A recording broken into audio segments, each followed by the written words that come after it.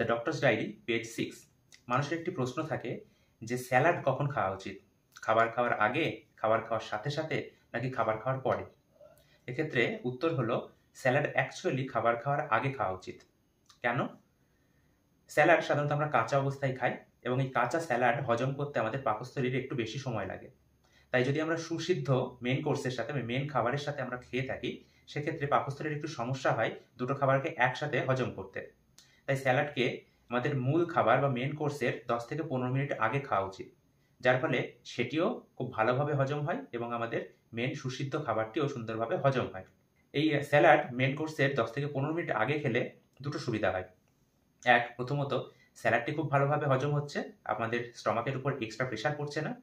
2 number, খাবার খাওয়ার 10 থেকে 15 মিনিট আগে স্যালাডটা খাওয়ার ফলে আমাদের পেট কিছুটা অলরেডি ভর্তি হয়ে যাচ্ছে, যার ফলে আমরা পরবর্তীকালে খাবারের পরিমাণটা কম খেতে পারবো, বেশি খাবার খাওয়ার প্রয়োজন হবে না, যার ফলে আমাদের ক্যালোরি ইনটেকও কম হবে।